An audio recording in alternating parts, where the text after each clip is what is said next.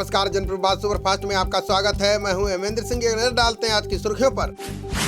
वाराणसी पहुंचे गृह मंत्री अमित शाह ने कार्यकर्ताओं को दिया जीत का मंत्र। पार्टी के पदाधिकारियों को बूथ जीता, चुनाव जीता का दिलाया संकल्प। विधानसभा चुनाव को लेकर आज यूपी में रैलियों का सुपर सैटरडे। अखिलेश के गढ़ में होंगे शाह, योगी के गढ़ में होंगे अखिलेश यादव। संसद के शीतकालीन सत्र में पेश होगा निजी डेटा सुरक्षा विधेयक। अभी संसद की समिति के पास विचाराधीन है विधेयक। भारत और थाईलैंड की नौसेना ने शुरू किया 3 दिवसीय गश्ती अभियान। हिंद महासागर में चीन की बढ़ती आक्रामकता को देखते हुए उठाया कदम। 18 नवंबर को लद्दाख दौरे पर जाएंगे रक्षा मंत्री राजनाथ सिंह। सीमा के पास बने रेजांगला वार मेमोरियल को देश को करेंगे समर्पित।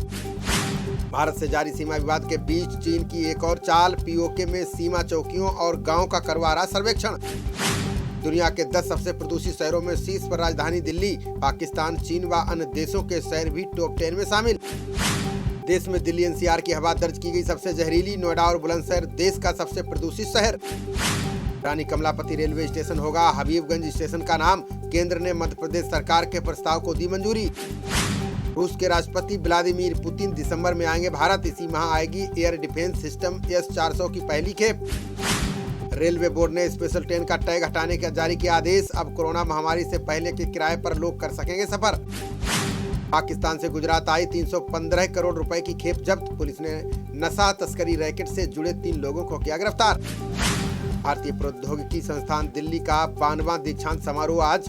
2117 छात्रों को डिग्री व सर्टिफिकेट देकर किया जाएगा सम्मानित। सुरक्षा बलों ने श्रीनगर में फिदायीन हमले की साजिश को किया नाकाम। मारे गए दहशतगर्द आमिर को सौंपी गई थी बड़ी जिम्मेदारी। अफगानिस्तान के विदेश मंत्री आमिर खान मुस्ताकी ने किया दावा, कहा अपनी धरती का किसी देश के खिलाफ नहीं होने देंगे इस्तेमाल। पाकिस्तान ने भारत के 3000 सिखों को जारी किया वीजा। ननकाना साहिब समेत विभिन्न गुरुद्वारों की कर सकेंगे यात्रा। फरीदाबाद खोरी गांव मामले में सुप्रीम कोर्ट ने उठाया सवाल। पूछा, पुनर्वास योजना के फ्लैटों की कीमत 3,77,000 क्यों? काबुल तक अनाज पहुंचाने के लिए जमीन इस्तेमाल करने दे पाकिस्तान। इमरान बोले, भारत के प्रस्ताव का सकारात्मकता से कर रहे हैं विचार। ड्रग्स मामले में आर्यन से देर रात एनसीबी दफ्तर में हुई पूछताछ। अधिकारियों ने हिरासत को लेकर भी किए सवाल जवाब। यूरोप में धीरे धीरे बनता जा रहा है कोरोना महामारी का केंद्र। वैक्सीन न लगवाने वाले लोगों को लॉकडाउन में बंद रखेगा ऑस्ट्रिया। देश में बीते 24 घंटे में कोरोना के आए 11,850 नए मामले। इस दौरान 555 संक्रमित मरीजों की चली गई जान। देश में उपचाराधीन मरीजों की संख्या घटकर हुई 1,36,308, जबकि अभी तक 4,63,245 लोगों की जा चुकी है जान। जम्मू कश्मीर में मौजूदा 38 पाकिस्तानी दहशतगर्दों की लिस्ट तैयार। चुन चुनकर ठिकाने लगाने की तैयारी में सेना के जवान। मेरठ में आज होने वाली असदुद्दीन ओवैसी की जनसभा स्थगित। प्रशासन ने नहीं दी अनुमति। धरने पर बैठे कई नेता।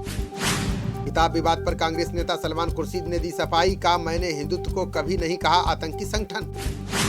सुप्रीम कोर्ट ने बॉम्बे हाई कोर्ट के फैसले पर लगाई रोक। कहा, 2 छात्रों के लिए दोबारा नहीं होगी नीट 2021 परीक्षा।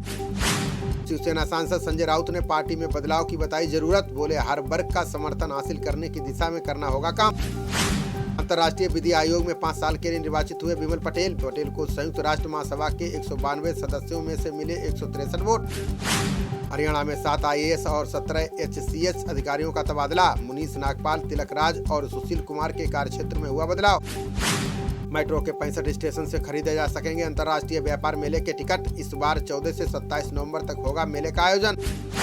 झारखंड खाद्य सुरक्षा योजना के लाभार्थियों को हेमंत सोरेन ने दिया तोहफा। बोले, अब धोती साड़ी योजना का भी लाभ उठा सकेंगे लोग। टीपू सुल्तान के मुकुट के लिए खरीदार ढूंढ रहा है ब्रिटेन। 15 लाख पाउंड है सोने से जड़े बाघ के सिर वाले मुकुट की कीमत। झारखंड सरकार ने 3% बढ़ाया कर्मचारियों का महंगाई भत्ता। 1 जुलाई से होगी लागू। पेंशन धारकों को भी मिलेगा फायदा। वृंदावन के निधिवन में वीडियो बनाने के मामले में 5 लोगों पर केस। निधिवन में आज भी भगवान श्री कृष्ण के रासलीला मनाने की है मान्यता। पीयूष गोयल ने चार्टर्ड अकाउंटेंट को आत्मनिरीक्षण करने की दी नसीहत। बोले, पेशे की विश्वसनीयता को बहाल करने के तरीके ढूंढे सीए। पर्यटन के क्षेत्र में उत्तराखंड को 3 श्रेणियों में मिला पुरस्कार। केंद्रीय पर्यटन मंत्री जी किशन रेड्डी ने सतपाल महाराज को सौंपे पुरस्कार। केंद्रीय मंत्री पुरुषोत्तम रूपाला ने केंद्रीय विश्वविद्यालय को दी सलाह। बोले, परिसर में छात्रावास की तरह खोले जाएं गौ आश्रय केंद्र। ईडी के समन की प्रमाणिकता जांचने के लिए होगा QR कोड। फर्जी नोटिस के नाम पर हो रही धोखाधड़ी रोकने के लिए उठाया कदम। रिजर्व बैंक ने लक्ष्मी सहकारी बैंक पर लगाया अंकुश। वित्तीय हेरफेर को लेकर 1000 रुपए तक की निकासी की सीमा। केरल के 6 जिलों के लिए भारी बारिश का ऑरेंज अलर्ट जारी। 14 नवंबर के लिए नदी के किनारे रहने वाले लोगों को किया गया सतर्क। केंद्रीय मंत्री प्रहलाद जोशी ने उत्तराखंड में भाजपा की बड़ी जीत का किया दावा। बोले, उत्तराखंड में भाजपा सरकार ने किए अनगिनत विकास कार्य। कांग्रेस नेता पी चिदम्बरम ने नोटबंदी को लेकर मोदी सरकार पर कसा तंज। बोले, नोटबंदी के बाद 18 लाख करोड़ से बढ़कर 28 लाख करोड़ हुए नोट। ग्रेटर नोएडा की हवा खराब होने पर ग्रेनेड रिस्पांस एक्शन प्लान लागू। स्मॉग को कम करने के लिए 44 टैंकरों से किया गया पानी का छिड़काव।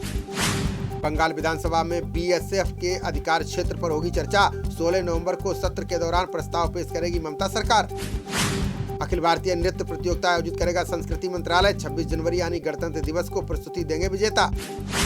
साल जल जीवन मिशन से जुड़ेंगे यूपी के 78 लाख ग्रामीण। 34 लाख परिवारों को मिल रही है नल से जलापूर्ति की सुविधा। केंद्रीय राज्य मंत्री राजीव चंद्रशेखर ने भारतीय अर्थव्यवस्था पर किया दावा। बोले, महामारी से प्रभावित दुनिया के पुनरुद्धार में अगुवा बना भारत। भूपेश बघेल ने सोनिया और प्रियंका गांधी से की मुलाकात। यूपी चुनाव समेत कई अन्य मुद्दों पर हुई चर्चा। कन्नौज के तिरुआ पहुंची मां अन्नपूर्णा की प्राचीन शोभा यात्रा का भव्य स्वागत। मोदी सरकार के प्रयास के बाद 100 साल बाद ब्रिटेन से भारत लाई गई मूर्ति। लखनऊ में 3 दिसंबर को होगी कराटे लीग की शुरुआत। यूरोपीय और विश्व चैंपियन समेत देश विदेश के खिलाड़ी लेंगे भाग। खबरों का सिलसिला जारी रहेगा, देखते रहिए जनप्रवाद। नमस्कार।